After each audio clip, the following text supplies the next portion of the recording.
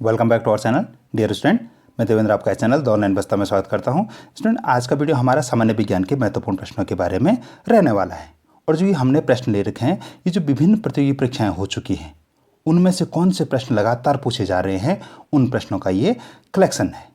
ठीक है, तो आप वीडियो के अंत तक बने रहें, क्योंकि ये वीडियो बहुत ही महत्वपूर्ण होने वाला है। आपकी परीक्षा की दृष्टि से आप बहुत ही महत्वपूर्ण होने वाला है। तो चलिए शुरू करते हैं। और ये रहा हमारा पहला प्रश्न, एक्सरे का आविष्कार किसने किया था? तो हमारे पास ऑप्शन है हॉपकिंस, कॉर्नाट रंटजन, मार्कोनी या मोर्स। तो इसका जो राइट आंसर है वो है बी, कॉर्नाट रंटजन। स्टूडेंट, इससे पहले कि हम वीडियो को आगे बढ़ाएं, अगर आपने अभी तक भी अपने पास कॉपी और पेन नहीं ली है तो आप उसको अवश्य ले लें। आप इसको सुने और इसके जो क्वेश्चन हैं, इंपॉर्टेंट क्वेश्चन हैं, उनको नोट भी करते रहें, क्योंकि ये वीडियो बहुत ही महत्वपूर्ण है। इसमें सारे ही जो भी क्वेश्चन हैं वो विभिन्न प्रतियोगी, जो मैंने आप यहाँ पे लिखा भी है कि जो विभिन्न प्रतियोगी परीक्षाएं हैं उनमें कई बार पूछे गए हैं। कुछ क्वेश्चन तो काफ़ी बार पूछे गए और लगातार परीक्षाओं में पूछे जा रहे हैं। तो चलिए दूसरा क्वेश्चन देख लेते हैं। स्थिर ताप पर किसी गैस का आयतन कम करने पर उसका दाब क्या होगा? कम हो जाता है, बढ़ता है, पहले घटता है फिर बढ़ता है, अपरिवर्तित रहता है? पहले आप क्वेश्चन को समझ लें। स्थिर ताप पर किसी गैस का आयतन कम करने पर उसका दाब, ठीक। तो हमारे पास ऑप्शन कम हो जाता है, बढ़ता है, पहले घटता है फिर बढ़ता है, और ऑप्शन डी है अपरिवर्तित रहता है। तो बी का जो राइट आंसर है, टू का जो राइट आंसर है वो है बी, बढ़ता है। आई होप कि आप नोट कर रहे हैं। क्वेश्चन नंबर 3 देख लेते हैं। क्वेश्चन नंबर 3 है, निश्चित ताप पर किसी गैस के दिए हुए द्रव्यमान का दाब उसके आयतन के प्रतिलोमानुपाती होता है। आप इसको नियम को अच्छे से पढ़ लें। यह नियम किसका है?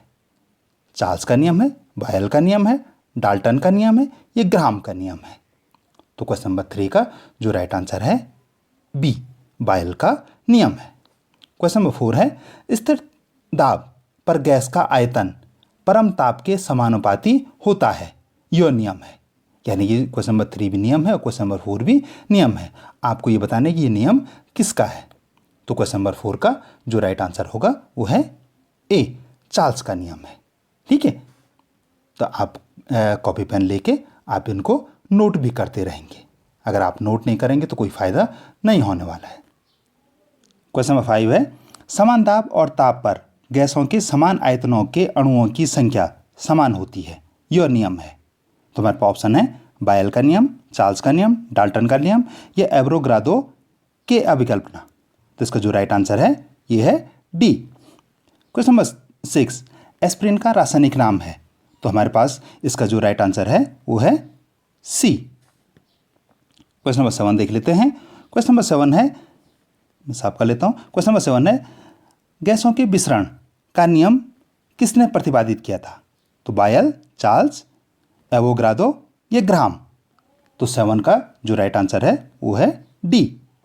आई होप कि स्टूडेंट आपको ये सारे क्वेश्चन समझ आ रहे होंगे और आप इनको नोट भी कर रहे होंगे।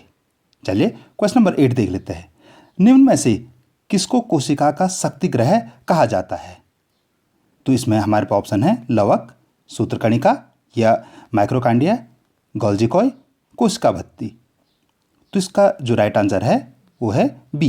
ये बहुत ही इंपॉर्टेंट क्वेश्चन है और अक्सर परीक्षाओं में पूछा जाता है, तो आप इसको अवश्य नोट कर लेंगे। इंपॉर्टेंट मार्क करके आप इसको नोट कर लेंगे। चलिए क्वेश्चन नंबर 9 देख लेते हैं। काटने के पश्चात सेब का भूरे रंग में बदलना उदाहरण है। आप देखते हैं, आप सेब लेते हैं, उसको काटते हैं और कुछ देर तक वैसे ही छोड़ देते हैं तो वो सफ़ेद से भूरा हो जाता है। तो उसके जो कलर चेंज होता है तो उसको कौन सा परिवर्तन बोलेंगे हम? भौतिक परिवर्तन, जैविक परिवर्तन, रासायनिक परिवर्तन या कोई परिवर्तन नहीं? तो 9 का जो राइट आंसर है वो है सी, रासायनिक परिवर्तन। चलिए क्वेश्चन नंबर 10 देख लेते हैं। वर्गीकरण की आधारीय इकाई क्या है? जो वर्गीकरण की आधारीय इकाई क्या है? तो इसका जो राइट आंसर है ए, स्पीसीज। ठीक है, तो आप इसको भी नोट कर लेंगे। 9 और 10 भी काफ़ी इंपॉर्टेंट क्वेश्चन है और काफ़ी बार पूछे गए हैं। ठीक है, चलिए नेक्स्ट क्वेश्चन देख लेते हैं। क्वेश्चन नंबर 11 है, रेत और चीनी का मिश्रण ... का उदाहरण है। यानी रेत और चीनी का जो मिश्रण है वो किसका उदाहरण है? तो ये हमारे पास जो ऑप्शन है विजातीय उदाहरण, कोलाइड विलयन, सजातीय मिश्रण या निलंबन। तो इसका 11 का जो राइट आंसर है वो है ए, विजातीय मिश्रण। क्वेश्चन नंबर 12 देख लेते हैं। फाइकोलॉजी के अंतर्गत निम्नलिखित में से कौन सा अध्ययन किया जाता है? यानी फाइकोलॉजी के अंतर्गत कौन सा अध्ययन करते हैं हम? तो क्वेश्चन नंबर हमारे पास जो इसके ऑप्शन है फूल, शैवाल, कवक या फल। तो 12 का जो राइट आंसर है बी, शैवाल। तो आई होप कि आपको क्वेश्चन समझ में आ रहे हैं और आप नोट भी कर रहे हैं। स्टूडेंट, इससे पहले कि हम क्वेश्चन नंबर 13 देखें, अगर आप इस चैनल पर नए हैं तो आप चैनल को अवश्य सब्सक्राइब करें। सब्सक्राइब बटन ठीक है आपकी स्क्रीन पे इस समय विजुअल है, ठीक यहाँ पे है, आप अवश्य सब्सक्राइब करें जिससे कि आपको ऐसे महत्वपूर्ण वीडियो मिलते रहे। चलिए क्वेश्चन नंबर 13 देख लेते हैं। लैक्टोमीटर की कार्यप्रणाली निम्नलिखित में से किस पर आधारित है? आप लैक्टोमीटर जानते हैं। लैक्टोमीटर कहाँ की यूज़ होता है? दूध की शुद्धता को नापने के लिए लैक्टोमीटर का यूज़ किया जाता है। तो जो उसकी कार्यप्रणाली है, लैक्टोमीटर की कार्यप्रणाली है, वो किस पे आधारित है? तो मेंडल के सिद्धांत, आर्किमिडीज का सिद्धांत, न्यूटन का नियम या वायल का नियम। तो 13 का जो राइट आंसर है बी, आर्किमिडीज के सिद्धांत पे आधारित है। आप कमेंट में बताएंगे कि आर्किमिडीज का सिद्धांत क्या है, ठीक है, और क्या आपने लैक्टोमीटर देखा है या नहीं, ठीक है। तो चलिए क्वेश्चन नंबर 14 देख लेते हैं। निम्नलिखित में से किसे एक स्नेहक, इसको इंग्लिश में लुब्रिकेंट कह सकते हैं, के रूप में भी प्रयोग किया जाता है? तो 14 का जो राइट आंसर है, इसका राइट आंसर है बी, ग्रेफाइट। ग्रेफाइट इसका राइट आंसर रहेगा, ठीक है। ग्रेफाइट इसका राइट आंसर है और इसका आर्किमिडीज का सिद्धांत, 13 का आर्किमिडीज का सिद्धांत और 14 का ग्रेफाइट, ठीक है। आप नोट भी कर रहे हैं। चलिए क्वेश्चन नंबर 15 देख लेते हैं। ऊष्मा के सर्वोत्तम और निकृष्टतम चालक क्रमशः क्या है? आपको इसमें देखना है, सिर्फ एक ही नहीं देखना है, इसमें ऊष्मा के सर्वोत्तम भी दे रखा है और निकृष्टतम भी दे रखा है कि चालक क्रमशः कौन है। तो हमारे पास ऑप्शन है चांदी एवं सोना, ताम्र एवं एल्यूमिनियम, ताम्र एवं स्वर्ण और चांदी एवं सीसा। तो इसका जो राइट आंसर है वो होगा डी, चांदी एवं सीसा। अगर ये ऑप्शन आएगा तो आप इस ऑप्शन को टिक करेंगे। क्वेश्चन नंबर 16 और बहुत इंपॉर्टेंट क्वेश्चन, अक्सर परीक्षाओं में पूछा जाता है, ठीक है। कभी केल्विन को लेके पूछा जाता है, कभी फ़ारेनहाइट को लेके पूछा जाता है और कभी सेल्सियस को लेके पूछा जाता है, ठीक है। तो आप क्वेश्चन नंबर 16 देखें। किस तापमान पर पानी का घनत्व अधिकतम होता है? 0 डिग्री सेल्सियस पे, 100 डिग्री सेल्सियस पे, 50 डिग्री सेल्सियस पे या 4 डिग्री सेल्सियस पे?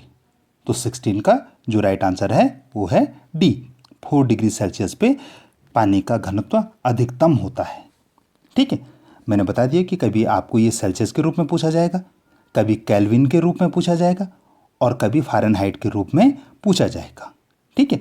अगर आप इन तीनों को जानते हैं तो आप कमेंट सेक्शन में यस लिखेंगे, ठीक है। इसको केल्विन, फ़ारेनहाइट और सेल्सियस को के बारे में आप कमेंट सेक्शन में अवश्य लिखेंगे, जिससे मुझे पता लग जाए कि आप यहाँ तक पहुँच गए हैं।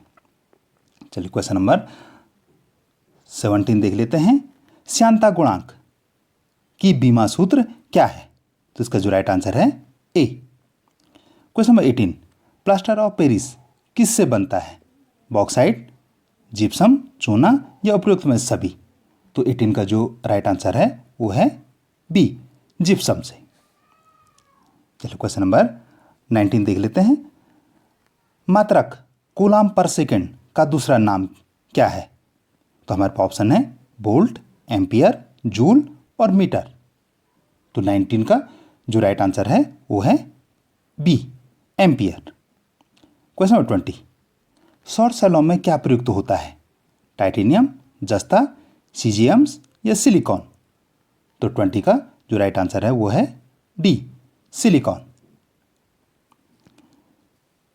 क्वेश्चन नंबर 21, पाचन तंत्र का हिस्सा नहीं है। तो इसमें हमारे पास ऑप्शन है आंत, यकृत, पित्ताशय और कॉर्निया। तो 21 का जो राइट आंसर है वो है डी। ये सब हमारे पाचन तंत्र में काम आते हैं, आंतें भी काम आती है, यकृत भी काम आते हैं और पित्ताशय भी काम आता है। कॉर्निया कहाँ होता है? कॉर्निया आँख में होता है। ठीक है, तो आप इसको नोट कर लेंगे। क्वेश्चन 22, बर्फ का गलनांक बिंदु क्या है? अब यहाँ ये देखिए सारे के में दे रखे हैं, के मतलब केल्विन, केल्विन में दे रखे हैं, तो आपको इससे कंफ्यूज नहीं होना है। ठीक है, 22 का जो राइट आंसर है वो है बी, 273 केल्विन, 273 केल्विन। ठीक है, जो बर्फ का गलनांक बिंदु है। चलिए क्वेश्चन नंबर नेक्स्ट देख लेते हैं। क्वेश्चन नंबर 23 देखते हैं, घड़ी की स्प्रिंग में संग्रहित ऊर्जा कौन सी है? प्रकाश ऊर्जा, विद्युत ऊर्जा, ऊष्मा ऊर्जा या यांत्रिक ऊर्जा? अब आज चूंकि आज की जो घड़ियाँ आती हैं उन पे तो सेल लगे हुए होते हैं। ठीक है, हम उनको चार्ज करते हैं। जो डिजिटल क्लॉक हैं उनको तो हम, या डिजिटल वॉच हैं उनको हम चार्ज करते हैं। लेकिन पुराने टाइम की जो घड़ियाँ देखते हैं उन पे चाबी भरी जाती थी, तो उनकी जो स्प्रिंग कसती थी, स्प्रिंग बहुत कसती थी, तो उसमें जो ऊर्जा संग्रहित होती थी तो उस ऊर्जा को क्या कहते हैं? तो इसका जो राइट आंसर है वो है डी, यांत्रिक ऊर्जा। ठीक है, उस ऊर्जा को यांत्रिक ऊर्जा कहते हैं। अगर आपके घर में अभी भी पुरानी वाली घड़ी है तो आप इसको प्रैक्टिकल करके देख सकते हैं। चलिए क्वेश्चन नंबर 24 देख लेते हैं। ऑक्टोपस, ऑक्टोपस आप जानते हैं कि जिसके 8 हाथ होते हैं। ठीक है, जो भी कहें 8 हाथ या पाँव जो भी कहें आप वो होते हैं, तो किस प्रजाति का होता है? तो इसका जो राइट आंसर है 24 का जो राइट आंसर है ए, मोलस्का। ठीक है, ये मोलस्का प्रजाति का होता है। ठीक है, क्वेश्चन नंबर 25 देख लेते हैं हम। आनुवांशिक लक्षणों के जीन समूहों को क्या कहते हैं? तो 25 का जो राइट आंसर है जीनोटाइप। ठीक है, आनुवांशिक जो लक्षण हैं के जीनों समूहों को क्या कहते हैं? तो इसको जीनोटाइप कहते हैं। क्वेश्चन नंबर 26 भी काफ़ी इंपॉर्टेंट क्वेश्चन है। क्रिस्टल की संरचना जानने के लिए निम्न में से किसका उपयोग किया जाता है? यानी किन किरणों का उपयोग क्रिस्टल की संरचना को जानने के लिए किया जाता है? तो हमारे पास ऑप्शन है एक्स किरणें, एक्सरे, गामा किरणें, बीटा किरणें या यूवी किरणें। तो 26 का जो राइट आंसर है वो है ए, एक्स किरणें, एक्सरे का प्रयोग किया जाता है। ठीक है, क्वेश्चन नंबर 27, नेफ्रॉन किससे संबंधित है? आमाशय, वृक्क, हृदय या यकृत? तो 27 का जो राइट आंसर है वो है बी, वृक्क से। ठीक है, इस क्वेश्चन को भी आप इंपॉर्टेंट मार्क करके नोट करेंगे। ठीक है, ये भी काफ़ी इंपॉर्टेंट क्वेश्चन है कि नेफ्रॉन कहाँ पाए जाते हैं। ठीक है, ये 2-3 प्रकार से आ सकता है, तो इसलिए आप इसको इंपॉर्टेंट मार्क करके नोट कर लेंगे। क्वेश्चन नंबर 28 देख लेते हैं। निम्नलिखित प्रकार के कांचों में से कौन सा एक पराबैंगनी किरणों को विच्छेदन कर सकता है? यानी कौन सा इनमें से कौन सा कांच है जो पराबैंगनी किरणें हैं, अल्ट्रावायलेट रे हैं, उनका विच्छेदन कर सकता है? तो हमारे पास ऑप्शन है सोडा कांच, पायरेक्स कांच, जैना कांच या क्रुक्स कांच। तो 28 का जो राइट आंसर है वो है डी, क्रुक्स कांच। ठीक है, चलिए क्वेश्चन नंबर 29 देख लेते हैं हम। क्वेश्चन नंबर 29 है, निम्नलिखित में से कौन सा रसायन कृत्रिम वर्षा कर सकता है या वर्षा में प्रयोग होता है? कर सकता नहीं, निम्नलिखित में से कौन सा रसायन कृत्रिम वर्षा में प्रयोग होता है? तो हमारे पास ऑप्शन है potassium chloride, silver iodide, calcium carbonate या पोटेशियम साइनाइड। तो 29 का जो राइट आंसर है वो है बी, सिल्वर आयोडाइड।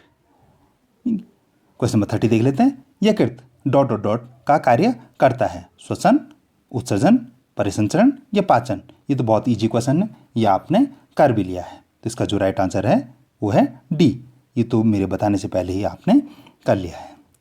चलिए नेक्स्ट क्वेश्चन देख लेते हैं। Question number 31। डियर स्टूडेंट, इससे पहले कि हम 31 देखें, अगर आपको सारे क्वेश्चन समझ आ रहे हैं और आपने अभी तक भी वीडियो को लाइक नहीं किया है तो आप वीडियो को अवश्य लाइक करें। अपने दोस्तों के साथ भी इसको आप जब पूरा कर दें तो अपने दोस्तों के साथ भी इसको शेयर करें। ठीक है, और सब्सक्राइब तो आपने कर ही लिया है। तो चलिए क्वेश्चन नंबर 31 देख लेते हैं। मानव शरीर की सबसे मजबूत हड्डी कौन सी है? बहुत इंपॉर्टेंट क्वेश्चन है। तो हमारे पास ऑप्शन है टखना, मेरुदंड, पिंडली की हड्डी, जांघ की हड्डी। तो ये जो ऑप्शन है इनमें से सबसे मजबूत हड्डी कौन सी है? तो 31 का जो राइट आंसर है वो है डी, जांघ की हड्डी। क्वेश्चन नंबर 32 थोड़ा सा टेक्निकल क्वेश्चन है। देखिए, दूरदर्शन या टीवी के सिग्नल लगा लीजिए आप, के संकेत एक निश्चित दूरी के बाद नहीं मिल सकते हैं, क्योंकि, ठीक है, या मोबाइल का टावर भी लगा लीजिए आप कि वो उसकी जो रेंज है, जो टावर की जो रेंज है, या दूरदर्शन का जो पुराने टाइम पे टावर होता था उसके जो सिग्नल थे एक टाइम बाद नहीं मिलते हैं। तो क्यों नहीं मिलते हैं? संकेत दुर्लभ हैं, पृथ्वी की सतह वक्राकार है, वायु संकेत को शोषित कर लेती है, एंटेना दुर्लभ है। तो 32 का जो राइट आंसर है वो है बी, जो पृथ्वी की सतह है वो वक्राकार है। आप जानते हैं कि पृथ्वी का जो शेप है लगभग ऐसा होता है, ठीक है। तो हम कितना भी पावरफुल एंटेना लगाएं वो एक समय बाद दूसरी जगह उसके सिग्नल नहीं आएंगे, ठीक है। तो इसका जो राइट आंसर है वो है बी। चलिए क्वेश्चन नंबर 33 और बहुत इंपॉर्टेंट, मेंडल का आनुवंशिकता का सिद्धांत किस पर आधारित है? काफ़ी परीक्षाओं में पूछा गया है। आप अगर पुराने पेपर टटोल के देखेंगे तो बहुत सारे पेपरों में आपको ये प्रश्न मिलेगा। तो मेंडल का आनुवंशिकता का सिद्धांत किस पे आधारित है? कायिक जनन, अलैंगिक जनन, लैंगिक जनन, या इनमें से कोई नहीं? तो इसका जो राइट आंसर है वो है सी, लैंगिक जनन पे आधारित है। क्वेश्चन नंबर 34, प्रकाश का वेग अधिकतम होता है कांच में, निर्वात में, वायु में, या पानी में? तो 34 का जो राइट आंसर है वो है बी, निर्वात में। आप इन दोनों क्वेश्चनों को भी इंपॉर्टेंट मार्क करेंगे क्योंकि ये काफ़ी बार परीक्षाओं में पूछे गए हैं। चलिए क्वेश्चन नंबर 35 देख लेते हैं। निम्नलिखित में से कौन सा पदार्थ नाभिकीय रिएक्टर में मंदक का काम करता है? ठीक, तो ओजोन, हाइड्रोजन, भारी जल, या पोटेशियम? तो 35 का जो राइट आंसर है वो है सी, भारी जल। क्वेश्चन नंबर 36, प्रयोगशाला में संश्लेषित किया गया पहला कार्बनिक यौगिक था, यानी पहला जो कार्बनिक यौगिक था वो क्या संश्लेषित किया गया प्रयोगशाला में? तो हमारे पास जो ऑप्शन है लैक्टिक एसिड, ग्लूकोज, यूरिया, या यूरिक एसिड? तो इसका जो 36 का राइट आंसर है वो है सी, यूरिया। इसका 35 का भी सी, भारी जल, और 36 का भी सी, यूरिया। चलिए क्वेश्चन नंबर 37 देख लेते हैं। बहुत ईजी क्वेश्चन है, आपने ये पढ़ते ही आपने कर लिया है। मनुष्य की कुल कितनी हड्डियां होती हैं? तो कितनी होती हैं? 37 का बी, 206 हड्डियां होती हैं। चलिए क्वेश्चन नंबर 38 देख लेते हैं। निम्नलिखित में से कौन सा तत्व सभी कार्बनिक यौगिकों में मिलता है? तो इसमें हमारे पास ऑप्शन है कार्बन, कैल्शियम, नाइट्रोजन, ऑक्सीजन। तो 38 का जो राइट आंसर है वो है ए, कार्बन, क्योंकि किसमें तत्व किसमें मिल रहे हैं? कार्बनिक यौगिक में मिल रहे हैं। तो आप इसमें अनुमान लगा सकते हैं। अगर आपको ऐसे प्रश्न न भी आ रहे हैं तो आप इनमें अनुमान लगा सकते हैं। तो इसका जो राइट आंसर है वो होगा ए, कार्बन। क्वेश्चन नंबर 39, मनुष्य की खोपड़ी में कितनी अस्थियां होती हैं? यानी मानव के जो सिर है उसमें कितनी अस्थियां होती हैं? तो 39 की भी आपको आ गया है। 39 का जो राइट आंसर है वो है ए, 22। ठीक है, कितनी हड्डियां होती हैं? 22 होती हैं। हेलीकॉप्टर का आविष्कार किसने किया? एरोप्लेन का तो आपको पता है कि राइट ब्रदर ने किया था, ठीक है। एरोप्लेन का किसने? राइट ब्रदर ने किया था, ठीक है। लेकिन हेलीकॉप्टर का आविष्कार किसने किया? तो इसका जो राइट आंसर है वो है डी, सिकोर्स्की ने, ठीक है। इसका जो राइट आंसर डी है। आपको दिख नहीं रहा तो ये डी राइट आंसर है, ठीक है। आप नोट अवश्य करें। क्वेश्चन नंबर 41, निम्नलिखित में से किस खनिज को पीला केक भी कहते हैं? इंपॉर्टेंट है, ठीक। प्लूटोनियम, यूरेनियम, थोरियम, या एल्युमिनियम? तो 41 का जो राइट आंसर है वो है बी, यूरेनियम को। क्वेश्चन नंबर 42 है, निम्नलिखित में से कौन सा चुंबकीय क्षेत्र का मानक नहीं है? क्षेत्र का मानक नहीं है, सॉरी, निम्नलिखित में से कौन सा चुंबकीय क्षेत्र का मात्रक नहीं है? मात्रक है नहीं लिखा है, मात्रक नहीं है। तो 42 का जो राइट आंसर है वो है सी, वेबर, ठीक है। इस क्वेश्चन को एक बार मैं फिर से पढ़ लेता हूँ। 42 है, निम्नलिखित में से कौन सा चुंबकीय क्षेत्र का मात्रक नहीं है? तो इसका जो राइट आंसर है सी, बेवर, ये नहीं है।